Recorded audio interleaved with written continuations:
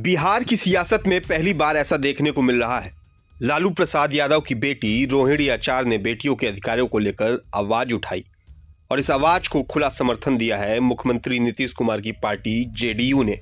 अब सवाल बड़ा है, क्या यह समर्थन सिर्फ मुद्दे का है या बिहार की राजनीति में कुछ बड़ा होने वाला है?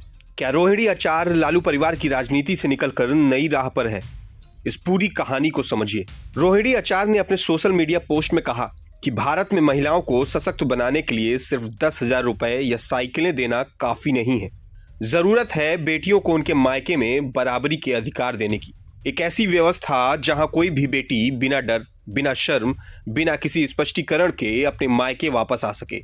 रोहिणी ने कहा कि बिहार की पितृसत्तात्मक मानसिकता इतनी गहरी है कि इसे बदलने के लिए समाज और राजनीति दोनों में बड़े बदलाव की जरूरत है। उनका पोस्ट सामने आते ही बिहार की राजनीति गर्मा गई और इसी बीच जेडीयू के कार्यकारी अध्यक्ष संजय झा सामने आए। उन्होंने कहा, रोहिणी ने महिलाओं की बात उठाई है, सरकार इस पर ध्यान देगी।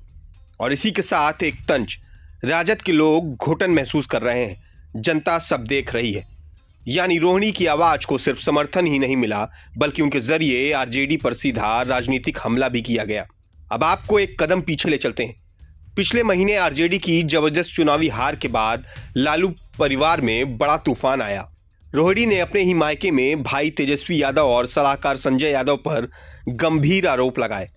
उन्होंने कहा कि उनके साथ बदसलूकी हुई और वे रोते हुए घर से निकल गईं। इसके बाद उन्होंने लगातार पोस्ट किए, क्यों बेटी अपने ही मायके में सुरक्षित नहीं, क्यों बेटी को चुप कराया जाता है। इन पोस्ट ने बिहार की राजनीति को हिला दिया था।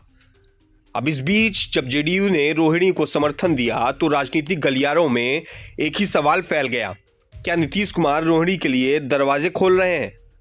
क्या यह महिला अधिकारों का समर्थन है या एक सियासी संकेत? क्योंकि रोहिणी की नाराजगी आरजेडी से पहले से चल रही थी और जेडीयू के बयान ने इसमें और आग लगा दी है। सवाल यह है कि क्या रोहिणी जेडीयू में शामिल होंगी?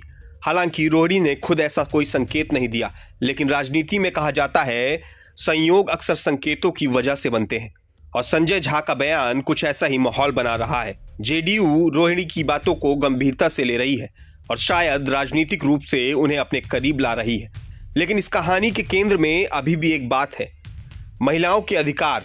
रोहिणी ने मायके में बेटियों के अधिकार की बात उठाकर एक ऐसी बहस छेड़ दी है जो सिर्फ बिहार ही नहीं पूरे देश से जुड़ी है। नीतीश सरकार महिलाओं के लिए कई योजनाएं चला चुके हैं, इसलिए जेडीयू ने तुरंत इस मुद्दे को पकड़ लिया। पर वही मुद्दा आरजेडी के लिए परिवार की अंदरूनी लड़ाई बनकर सामने आ रहा है, जिसका सीधा असर पार्टी की छवि पर पड़ रहा है। अब अगली नजर रोहिणी पर है। क्या वे आरजेडी के भीतर हालात को बदलेंगी? क्या वे खुलकर कोई बड़ा राजनीतिक फैसला लेंगी या यह आवाज केवल उनके मुद्दों की लड़ाई है? जेडीयू का समर्थन क्या एक संवेदनशील सामाजिक मुद्दे पर उनकी सहानुभूति है या एक सोची समझी राजनीतिक चाल? यह आने वाले समय में साफ होगा। लेकिन इतना तय है, बेटियां अब सिर्फ परिवार की जिम्मेदारी नहीं, सियासत की सबसे मजबूत आवाज बन चुकी हैं और बिहार में रोहिणी आचार का मामला राजनीति की दिशा बदलने की ताकत रखता है। मैं अभिषेक सिंह, प्रभात खबर के लिए।